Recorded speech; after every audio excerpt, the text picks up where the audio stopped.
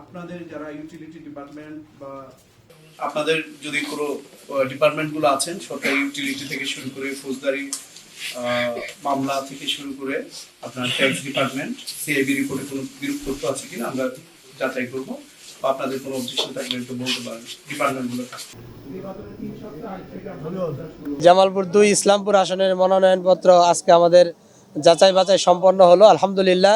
আমার মনোনয়নপত্র রিটার্নিং কর্মকর্তা কর্তৃক বৈধ ঘোষণা করা হয়েছে। তো আমি আমার নির্বাচনী এলাকার সমস্ত ভোটারদের উদ্দেশ্যে বলতে চাই যে দীর্ঘ 17 বছরের যে বিভিন্ন প্রতারণামূলক নির্বাচন আপনারা দেখেছেন, আগামী 2026-এর যে নির্বাচন হবে এটি সুষ্ঠু নির্বাচন আমরা প্রত্যাশা করি, এবং জামালপুর 2 আসন থেকে আমি মনে করি আমার ভোটার আমাকে নির্বাচিত করবে ইনশাল্লাহ।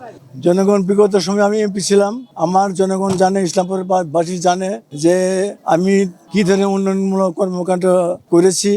কাজেই আমার জনগণের কাছে আমার অনুরোধ একটাই, বিগত 16 বছরে ওই অঞ্চলে কোনো প্রকার কাজ হয় নাই, উন্নয়ন নামে লুপাট। তাই আমি ওয়াদা দিচ্ছি ইনশাল্লাহ আমার নেতা কর্মীদের নিয়ে পৌর অঞ্চল থেকে শুরু করে সমস্ত ইসলামপুর উপজেলার যেখানে যেখানে যা প্রয়োজন তাই করা হবে ইনশাল্লাহ।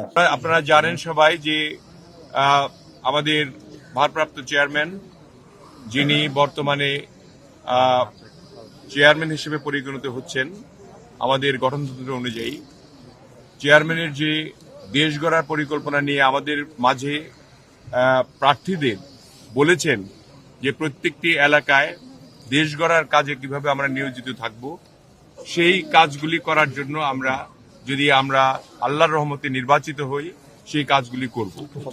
এবং আমার সঙ্গে যারা আজকে উপস্থিত হয়ে এই স্ক্রুটিনিতে অংশ নিলেন, আমাদের দেওয়ানগঞ্জ, বকশীগঞ্জের সমস্ত নেতৃবৃন্দ এবং আমার প্রস্তাবক সহ আমরা সকলে উপস্থিত ছিলাম। স্ক্রুটিনি সুন্দরভাবেই জেলা প্রশাসক করেছেন। 4টি ক্যান্ডিডেট ছিল এখানে, তার মধ্যে 3 জনের বৈধতা তিনি প্রকাশ করেছেন, ঘোষণা করেছেন। আজকের এই দিনে আমি মেলন্দ মাদারগঞ্জবাসীকে আমি ধন্যবাদ জানাতে চাই, আমার কৃতজ্ঞতা জানাতে চাই, আমার পাশে থাকবার জন্যে, আমাকে সমর্থন করবার জন্যে, আমার জন্য দোয়া করবার জন্যে। একই সাথে শহীদ প্রেসিডেন্ট জিয়াউর রহমানকে আমি স্মরণ করি, দেশনেত্রী বেগম খালেদা জিয়াকে আমি স্মরণ করি গভীর শ্রদ্ধা সহকারে, এবং আমাদের নেতা জনাব তারেক রহমানকে আমি ধন্যবাদ জানাই, কৃতজ্ঞতা জানাই আমাকে মনোনীত করবার জন্যে।